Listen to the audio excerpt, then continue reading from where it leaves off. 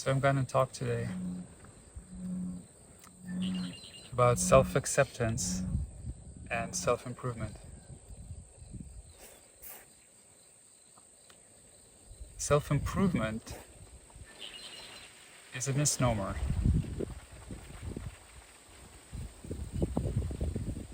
You cannot improve yourself. That's not possible. You have always been yourself. Every second of your life you have been yourself. Since the moment you were born until the moment you die, you will be yourself. What is there to improve?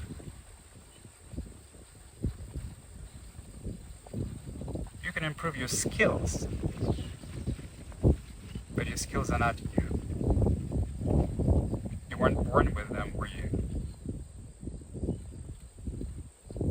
You can improve your looks, but your looks are not you. They change dramatically from the moment you were born. You will look very different at the end of your life.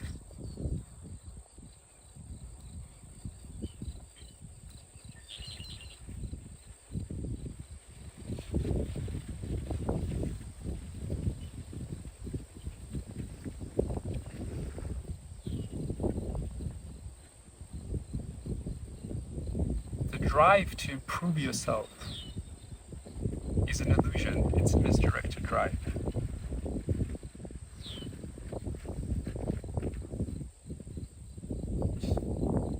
It comes from a belief that you are not enough as you are. The true drive is to accept yourself. But we aren't taught how. We don't understand what it means. And so instead, we think that we need to gain acceptance of others to be happy. And to gain acceptance of others to be happy, we are told we need to improve ourselves. And so we spend a lot of time and energy to improving something that is a part of you, but it's not you. Your status, your wealth, your skills, your looks, your career. All the while yearning for acceptance, all the while yearning for love.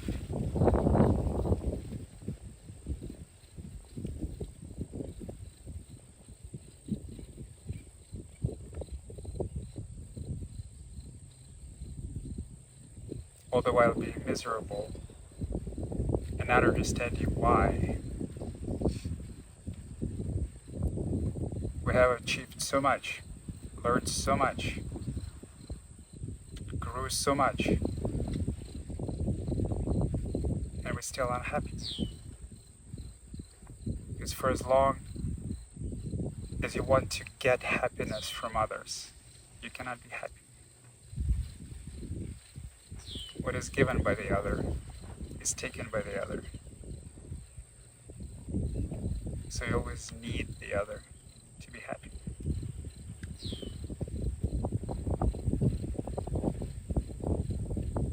The self doesn't need anything to be happy.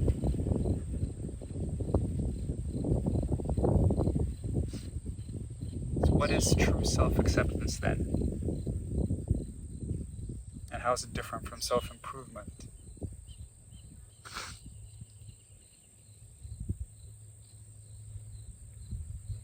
Well, that's very easy to see, is it, if you look at what's going on inside of your mind.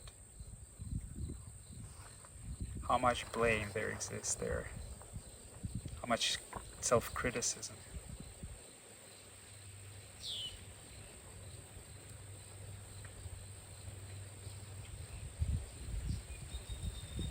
How many of the thoughts that are going through your mind are of the kind, I am not good enough, I don't deserve this. I should be ashamed. I should be punished. They are better than me. This person is better than me. I want to be like them. Well, if you want to be like them, who's going to want to be like you?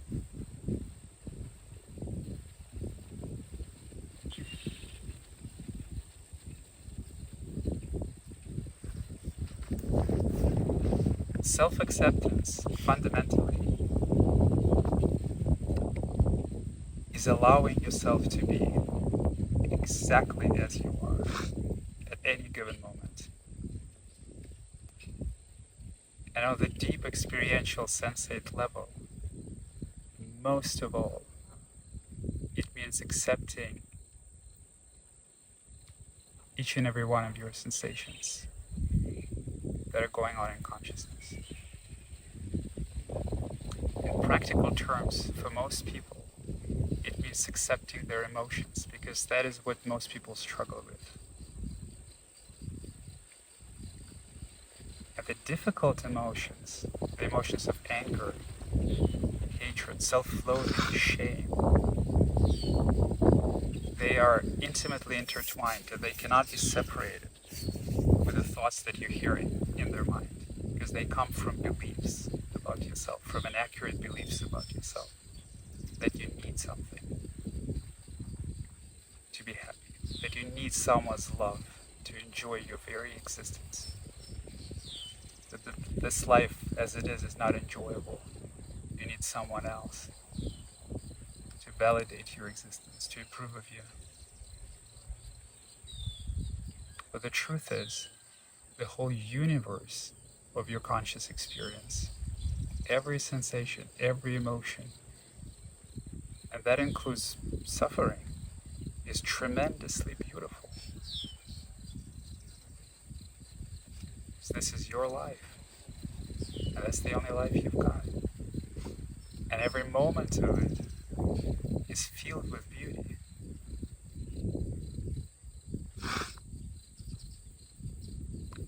Self-acceptance and self-love is the most magical, transformational thing.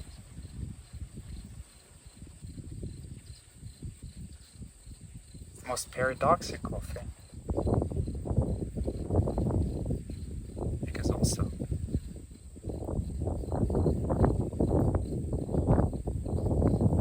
in accepting ourselves, we learn to accept others. It's one and the same. You cannot give the other what you don't have for yourself. You cannot love another more than you love yourself. It's not possible.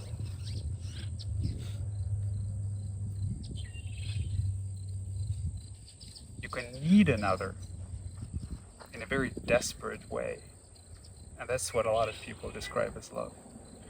But you cannot love another more than you love yourself, because you cannot give someone what you don't have. If you're harsh towards yourself, you're going to be harsh towards others. If you criticize and blame yourself, you're going to be critical and blaming towards others. You may pretend and play a game of being nice to them, but in your mind, in your thoughts, the way that you speak to you is the way that you will be speaking about them. And the way that you speak to yourself is the way that you have been spoken to.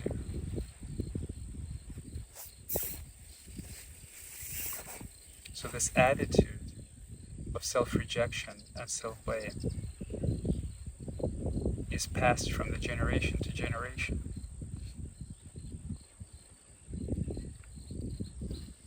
That's the cycle of samsara, if you wish to put it into Buddhist terms.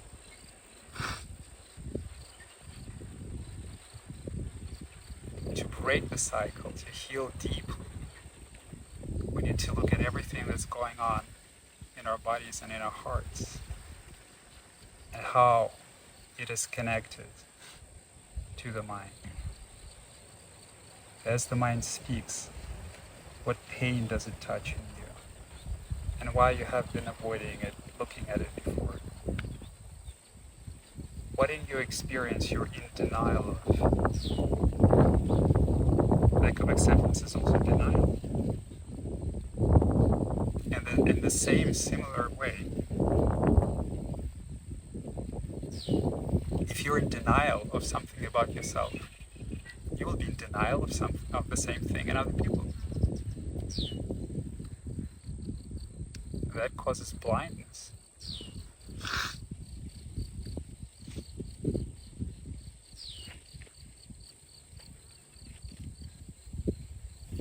So to accept yourself and to accept another is one and the same. That's the basis of empathy. If someone else is going through something you have struggled with yourself, you understand it.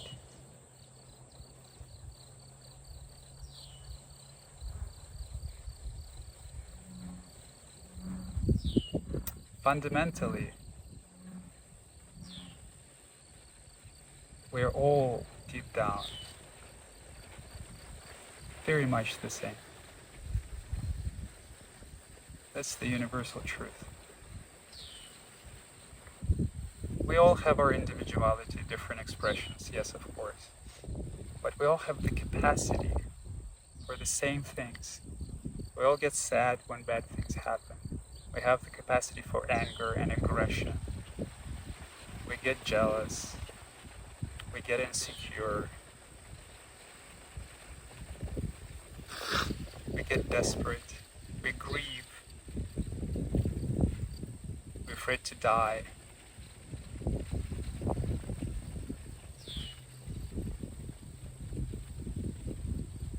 And so to empathize with the other is also to empathize with yourself. That's why empathy is difficult, because in empathizing with another, we need to get in touch with a part of us that would be exactly the same way and would feel exactly the same things if we were in their shoes. And we don't want to, because it's also there dormant. But this is not our situation, so we'd rather not feel it because it's unpleasant. And so we close off this connection. Say all the nice things or pretty words or try to console in some kind of artificial way, but don't let our hearts open up deeply to the struggle of the other. Just like we don't let our hearts open up deeply to the struggle of ourselves.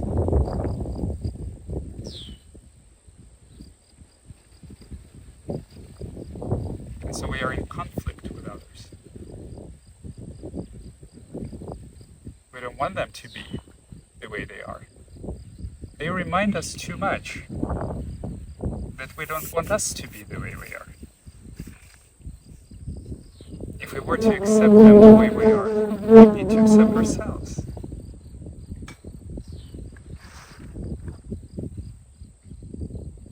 But we want to change ourselves.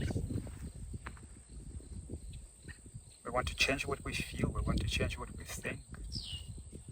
We want to escape it all, because oftentimes it's very painful and overwhelming. And so we want to change the other. No one likes being changed.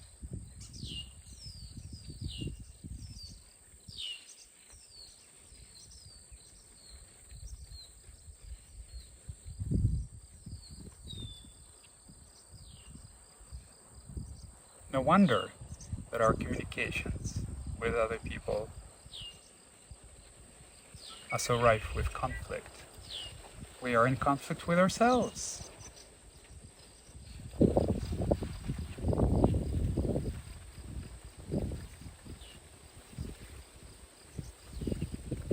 But every conflict is an opportunity, if you approach it correctly, to open your heart,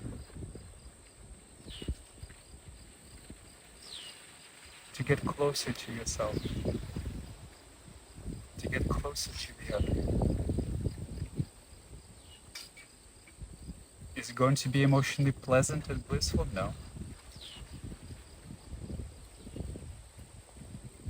Is it going to be much more honest? Yes. It's going to be much more truthful, yes. It's going to be much more intimate, yes. It's going to be easy? No.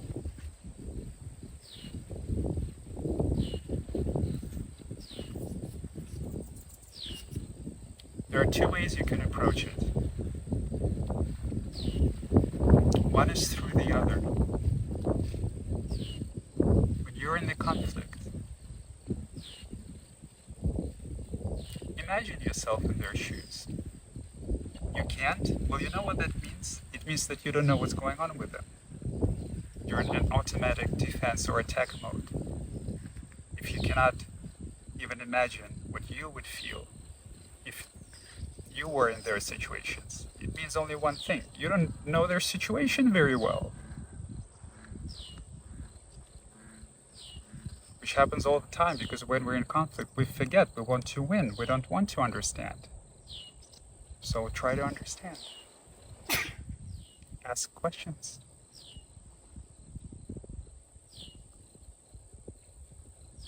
And imagine what you would feel if you were in their shoes. If that doesn't make sense, and it doesn't really match what they feel, ask more questions, because it means that you're lacking some context. That they're reacting this way because of some other things that happened to them, maybe in the past, that you don't know about. And if they happen to you, you would probably react the same way.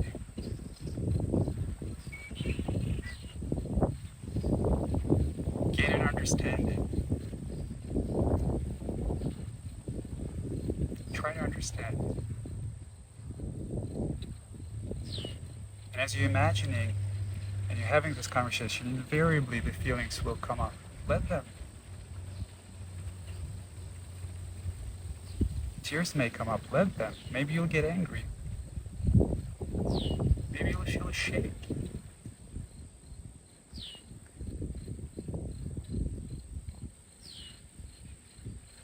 Maybe you'll feel disgust.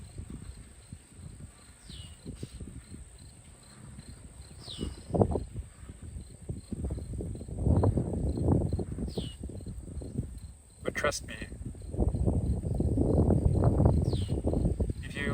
were like them, if you were born in their body and went through the same things in life they went through, you would do the same thing. Whatever it is you're judging them for.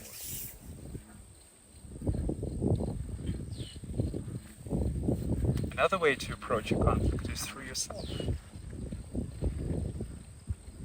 So instead of reacting automatically and blaming and accusing, take a look at what's going on within you. Identify what you're feeling.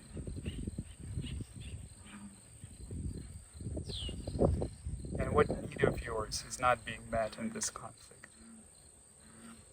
Maybe you need to feel safe, and now you're feeling insecure. Or maybe you need to be praised. You were criticized too much when you were little, and you feel offended, hurt, unappreciated when they don't.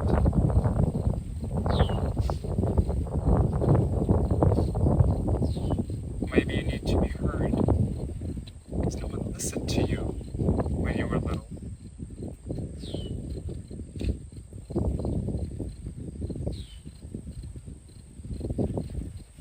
Rejected when they don't.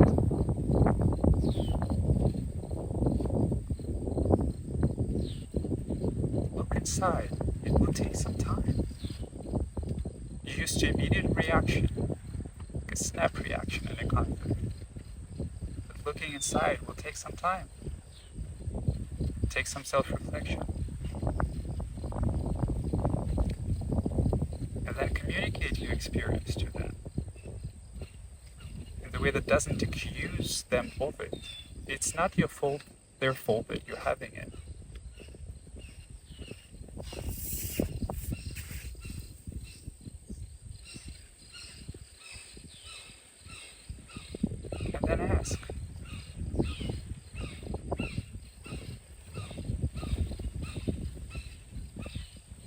ask to be acknowledged, for example, or be heard. Don't demand. They don't owe anything to you. No one owes you anything. But if this is your need and your emotional pain, all you can do is ask.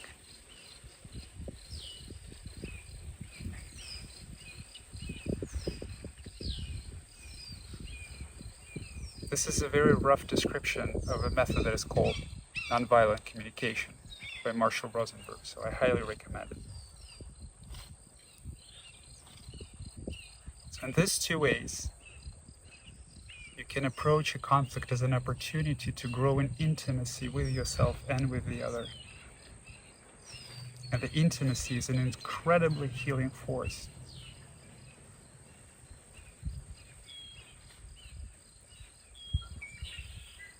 As you walk on the journey of acceptance deeper and deeper, invariably, you excavate more and more discomfort and tensions in you. And invariably healing starts to happen as you become more and more comfortable feeling unpleasant. Because guess what? The truth doesn't care if you feel unpleasant. The truth doesn't care about it at all. Death doesn't care either.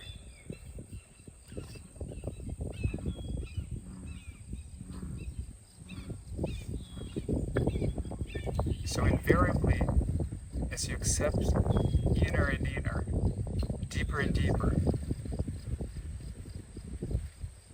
how you feel at every second, deeper and deeper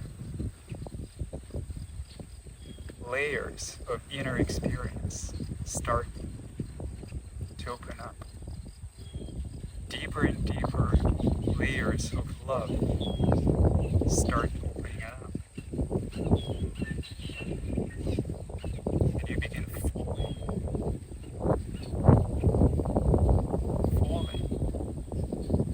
into the depths of love. Falling into enlightenment.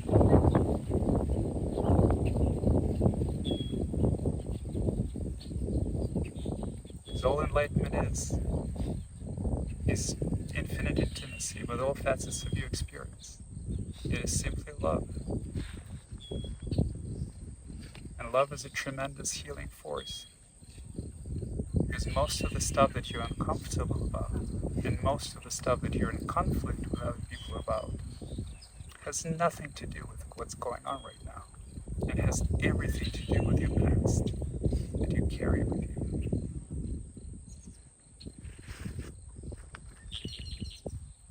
Now, that's the only thing that can be healed. The present is perfect as it is. It is only our past wounds that prevent us from seeing it and appreciating it in all its glory. And you are perfect as you are.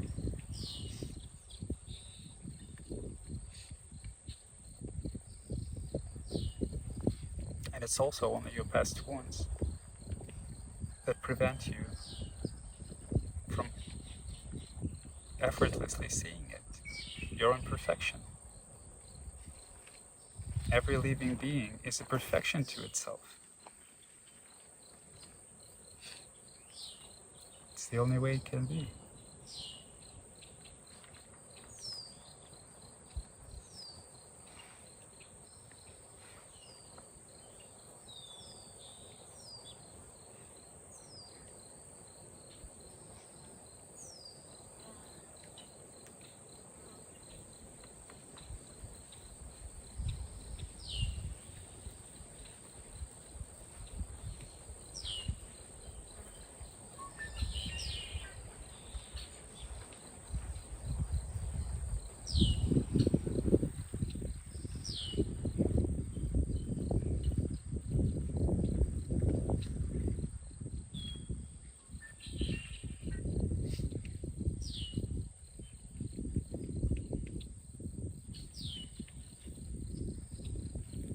Then you will be wondering,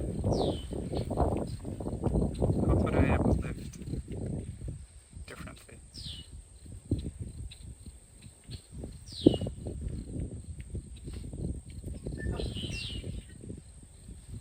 you will grieve that also.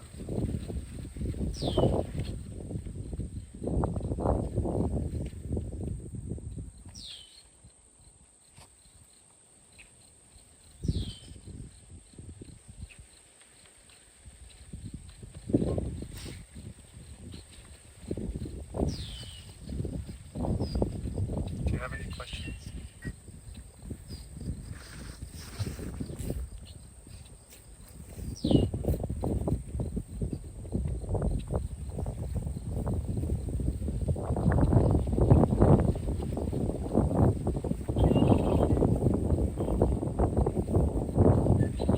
I guess one of my basic question would be, in order to accept something, you have to identify what the problems are. That can be a challenge because of multiple things. A person might let ego or things, everything. Like, how do you best really think, these are my problems, I better address them, that's my problem. Identify them, acknowledge them, accept them, work on them. So I guess challenge or whatever, I don't know how to phrase it is, how do you, you need to identify the problem, accept, fix, so to speak. Yeah. You said it yourself. Fix. You're confusing acceptance with improvement. In order to change something, in order to fix something, you need to identify what the problem is. Because a problem is something to be solved. In order to accept something, it's not a movement of change. It's a movement of I'm okay with it. You know, accepting someone. Imagine we're talking about a person. Like you were talking about yourself, presumably. Yes. Now imagine that you would be talking about another person, and he's standing right in front of you and say, well, you see, in order for me to accept you, I first need to identify the problem with you so that I can fix you. That's what you just told to yourself. So it becomes obvious when you put it this way, but we're so confused. So in practice, in life, on the experiential level, the lack of acceptance most prominently manifests as resistance to sensate experience. It's resisting to feeling, right? And then the mind that is trying to fix you is but a reflection of that. The only reason that you want to fix yourself or think that there's something that's wrong with you is because there is a lack of acceptance of some parts of your conscious experience. They are denied, they are rejected. That's why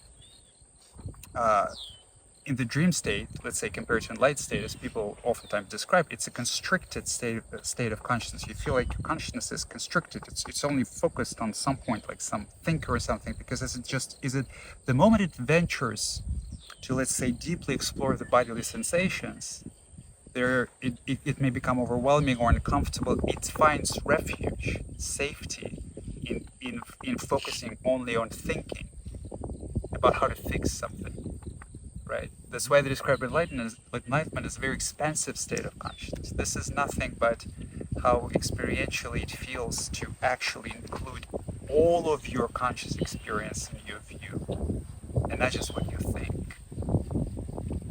And so the practice is of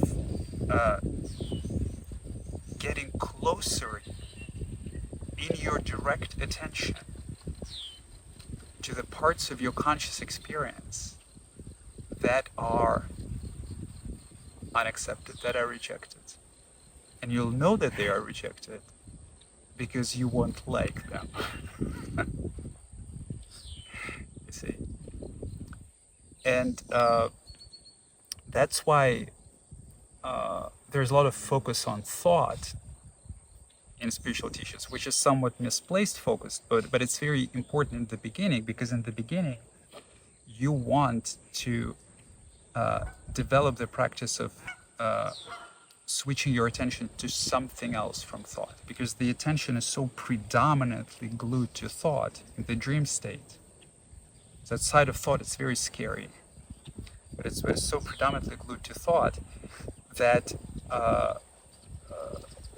some practice is needed in the beginning to actually learn that there is much more going on, right? There are lots of sensations in the body, bodily tensions, some emotions, and the thought is just a narrative and nothing else. And so the traditionally the concentration meditation, when you, let's say, focus on your breath, or let's say in Vipassana they do body scan meditation, is a practice of ungluing the attention from the stream of thought. And then once the attention is unglued with the stream of thought, you can experience it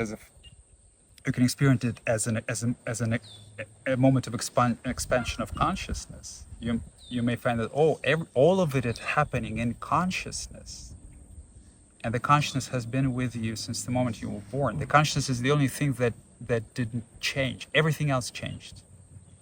Everything, from when you were a fetus, everything changed. Consciousness is the only thing that didn't change.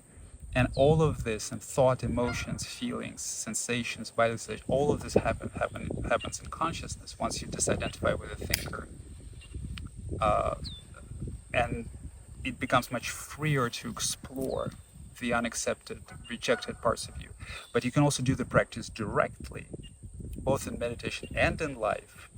As, let's say, you have an episode in life where some difficult emotion comes up, which you immediately, habitually react to in a way that you know is not very productive or destructive. So then stop yourself and try to give it your direct attention. Look at it directly. The practice that I mentioned of nonviolent communication helps you to do that, because by at least making you to communicate, what are you feeling?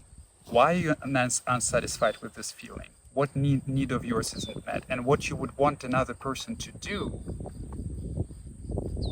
and not what you don't want them to do, but what you want them to do precisely, like form a request. All of this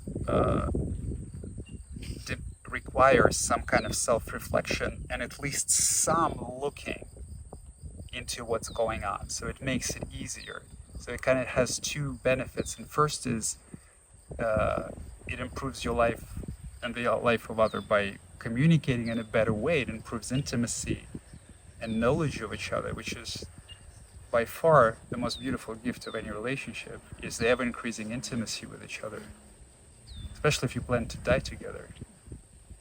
I mean, not to part until death. This is the ultimate intimacy, living your life together until the end of it. So it's the most beautiful journey in getting to know each other better. So it has this component. And another is that experientially it makes you look, and it helps you learn to feel instead of automatically react. And listen to the thinker as if everything the thinker says is true. Very few things. When it comes to interpersonal relationship, what kind of person you are, what kind of person your partner is, very, very, very few things of what the thinker says is true. In fact, it's actually mostly the opposite. Like, people who are really good, decent people very, very rarely think of themselves as good, decent people. They're usually self-critical. They usually tend to blame themselves other than other people. And then people who are narcissistic and very exploitative or very controlling, they tend to think that they're very good and all the others are bad, and they exerting their control or violence over them for their own benefit.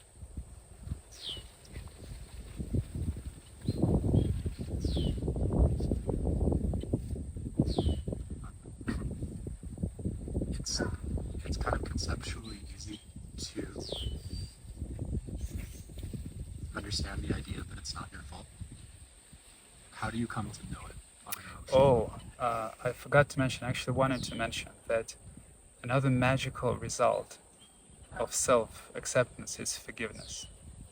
So forgiveness happens through feeling, basically.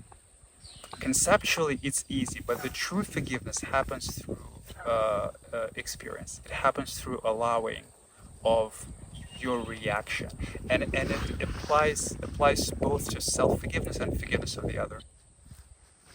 Like, for example, someone mistreated you, someone hurt you. There will be anger and sadness. They always come together, one after the other, maybe depending on the person. But basically, both anger and sadness, and this includes anger towards yourself, self-hatred, or feelings of sadness towards yourself, which is actually what guilt is. Guilt is being sad about your past behavior, about your past mistakes. If this is authentic guilt, it includes the situations where those feelings are directed towards yourself. So both anger and sadness are reactions to mistreatment. They're the opposite reactions. They have opposite poles. One is externally facing, right? So, to give you an analogy, you hit me, I want to hit you back. So you mistreated me in the past, and now I feel anger. Because anger fundamentally is a desire to hurt. That's what it is. That's its function in nature, right? So you experience anger when someone is damaging you, when someone is threatening you. So when you experience anger about the past events, you've been mistreated. So one is externally facing anger. Rage, hatred are just different forms of anger. They're just more intense forms of anger. And one is internally facing, soothing. That's sadness. So sadness is a impulse of self-soothing. You don't want to do anything when you're sad. You want to take your time when you're sad. So one is retaliatory, and another is healing, basically. So it's, to just give the same analogy, one animal attacks another, there is a retaliation of aggression, and then some time to sort of lick your wounds. So sadness is licking your wounds, and anger is retaliation. So the same things play out in the psyche. So then when you are the one who has mistreated other people, then you will be sad for them and angry at yourself. So guilt is actually kind of a combination of anger and sadness at yourself for past behavior, right? So the direction of those emotions will change with the direction of mistreatment. And there will be both. Because if you've been mistreated by others and you've been carrying it unconsciously, then you have mistreated others also. If you have been wounded and abused, then you will also wound and abuse other people without exception. So there will be both. And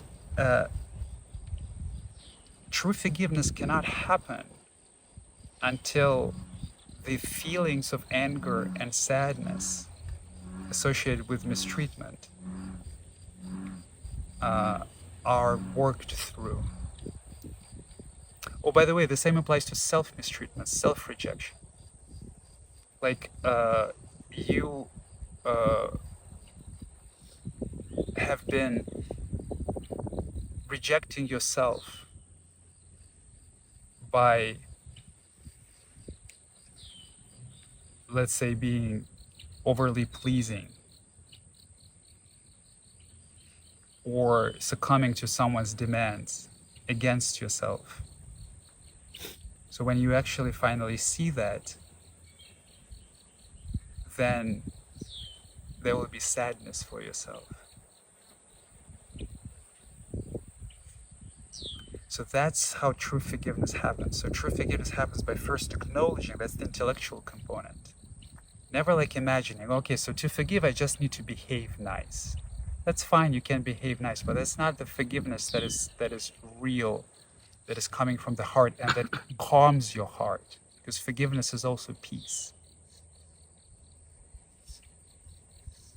But by looking at, by acknowledging what actually happened in reality, how you were mistreating yourself, or how others were mistreating you, and by processing the reaction, the emotional reaction, to acknowledging, to no longer deny this, you see.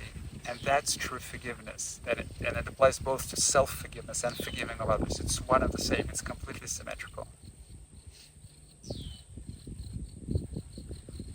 Peace blooms from sadness.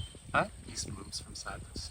Peace blooms from accepting all of this, yes. So ultimately, peace blooms from grief, peace blooms from sadness, peace blooms from anger and rage. Peace blooms from finally allowing yourself to experience all that you have been in denial of. And self-blame is a way to allow yourself to continue denying it. Yes. Yeah, that makes sense. Yes. So in order to get out of the circle of self-blame, you also see when the thoughts of self-blame comes up, you see the emotion that you experience in the body, what is going on, and you approach it more directly. The thoughts of self-blame aren't true, but the pain of self-blame is what you're experiencing. It's true. There is no reason to deny it, right? So like you can engage with the thought on a multitude of levels, you can challenge the thought and things like that, but none of that is going to help you to feel the things that are difficult for you to feel. The only way that you can engage with a difficult emotion is directly, is by actually giving it your attention, focusing on it, which is very difficult for a lot of people in the beginning when the mind steals the attention. The mind wants to steal the attention. So that's the direction that is being reversed, kind of the reversal of this impulse of always keeping in the mind is the most fundamental reversal that happens on the spiritual path. And that's what allows the healing to take place in the deeper and deeper layers of anger and sadness and loathing. And as they are worked through and accepted, you start letting go of your past mistakes, your past offenses, as well as the past mistakes and offenses of the other.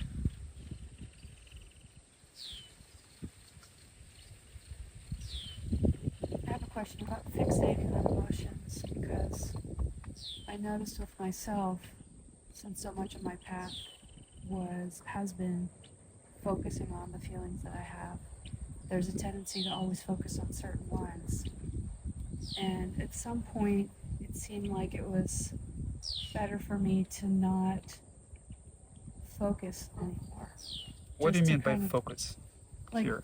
to kind of apply attention to something, or to Are you like talking about by you the... talked about like the magnetism towards like certain kinds of things in the mind. Like I don't feel like I'm attracted to my thoughts as much. I feel like I'm attracted to certain feelings, and the one I'm attracted to a lot is sadness, which, you know, from everything I read, oh, this is such a productive experience, right? This is, and in a lot of my experience it is, but it also kind of, at some point, there's a diminishing return on it. And it seems to be that by focusing on that so much, I'm protecting myself from experiencing other things like happiness or just like even physical experiences. And so at this point, it feels like there's too much of an attention on certain things, and it's better for me to just kind of let it go and just see what happens. But yeah, I'm conflicted about it, which is why I wanted to ask. So when you say there's a diminishing return, does it mean that the feelings the same feelings of sadness come rarer, go away quicker, Yeah. or Well, manifested less intensely? Sometimes, yeah. I mean, it used to take me like a year to get over something. Now it takes me a week, or it takes me a day, or it takes me Okay. an hour. Okay. But like at the same time, I find that my fixation on a particular kind of emotion is like a defense against feeling other That's right. things. Yes. Like it's a defense against feeling anger, which Yes. for everyone else it just seems like you need to get in touch with your sadness. But for me, it's like the opposite. And by being so focused on my sadness, I'm not letting anything else through. I'm not letting bliss through. I'm not, You have answered your own question because like the very reason that you focus on your sadness is because it's much easier for you than anger. And there have been some definitely, like, you know, when you say uh, it used to take me a year to get over something, now I get over it in a week. I mean, a lot of people will say, "Wow, I'd like to have this experience." So yeah, for sure. so Except I'm you still have, a miserable person. but still you have like certainly have gained a lot from that, but you are at the moment when other things that are more uh, Truthful. more more challenging in your experience, and as such will lead to more truthful also and more honest exploration of your experience. Yes, so you could say that they're more truthful ultimately, are being ignored because sadness has become easy for you. I bet that when it used to take you over a year to get over something, you wouldn't be able to say sadness is easy. Yeah, you're right. So it means it's time to explore something. I'm just not sure how to explore it. I guess that's my challenge. So there are a bunch of exercises we can try, but fundamentally, the long do nothing meditation gets to the bottom of all of it. So and even though in the beginning of it, like let's say in the first hour or something, there still might be sadness, there still might be tears, but if you continue to meditate for 2 hours, longer, 3 hours, things will start opening up. So you can do some practices deliberately to get in touch with anger. Some explorative practices too. So we can do like inquiry that can get you in touch with other things that you've been suppressing. But even if you meditate for long enough, without expectation of any experience, you know, as sadness gets exhausted, new things will come up. Even if you meditate, and then for the first like week or more, and you meditate like say for 2 hours, like 3 times a day, 3 times a week. Not much happens in meditation, and you feel like it's not very productive, or you're just resting there. Things will still begin to shift. They will begin to rise in meditation, or you will find that you are suddenly more irritable or in touch with your irritation in your life. Yeah. Or if I try to wish compassion on myself, I get really irritated. Or on others.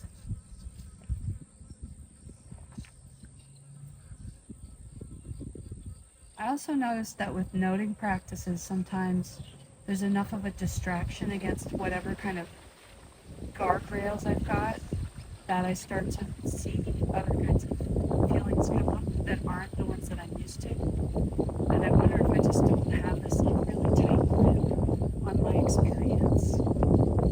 That I'm sorry, can you repeat the question? I was distracted by the beat. yeah, that's okay. So noting practices. I've noticed that when I try those, that there's a lot of experience that comes up that I'm not used to having, like pleasant feelings, where normally I feel shitty. Mm-hmm.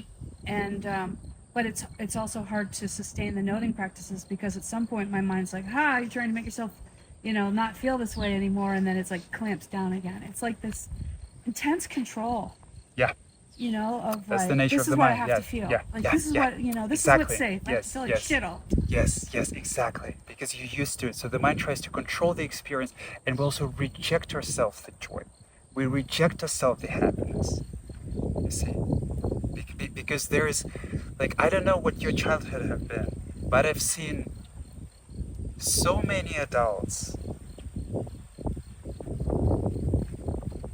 that envying the children's happiness in a way. You see, happiness, joy, and carefree attitude towards life is considered inferior, childish. You see, it's like there's some condescension, contempt towards it. Or worse yet, if you lived with an abusive parent who's having a bad day almost all the time, and also they want to control you, the moment they see you very happy, they will want to what? They will want to change it. Yeah, and then they want to control it into something else so that you have to behave a certain way. Exactly, before you can feel exactly, and you start doing it to yourself. So in meditation, learn to kind of relax it. You see, and happiness is just like with sadness and anger. First, it's very difficult to cry, right? So first, it's like some good feelings, a joyful feelings, a blissful feelings, and you may enjoy it for a little bit, and then you close up because it's too unfamiliar, right? It's okay. Next time, they will last a little longer. Next time, you will allow yourself a little more. So just like you were relaxing into your tears, relax into joy, relax into happiness. Make it a practice, and don't blame yourself. Notice the mind blaming, because the mind is gonna be, oh, look at you, you're such a failure. You can't even let yourself be happy. You're failing at meditation, So notice this also what it comes with, and then the next time the period of happiness comes, it will last a little longer, you see. And remember that almost everything the mind tells you is false, You could look at this from this perspective, but you could look at this from, whoa, this is such a major accomplishment. That for someone who had been miserable and separated from those feelings of happiness and joy for so long, you got to experience at least 5 seconds of it. And so much to look forward to, as you'll experience a minute of it, 5 minutes of it. And then maybe it'll get you to the depths you didn't think you were capable of, you thought are unfathomable or unimaginable. See, you can look at it as a movement into the right direction every time it happens. We're so accustomed to making ourselves feel bad that we deny good feelings when they come. It's normal on the journey. It can be scary, uncomfortable, unknown.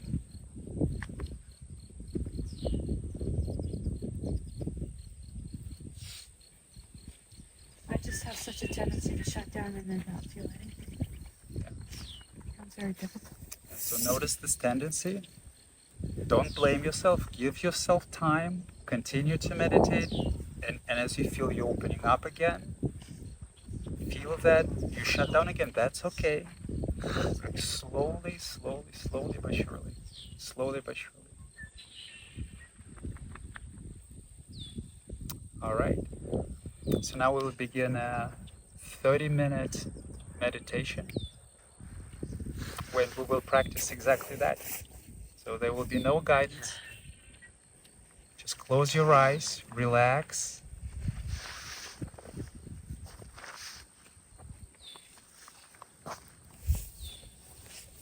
And set the intention to accept everything that you feel, whatever it might be.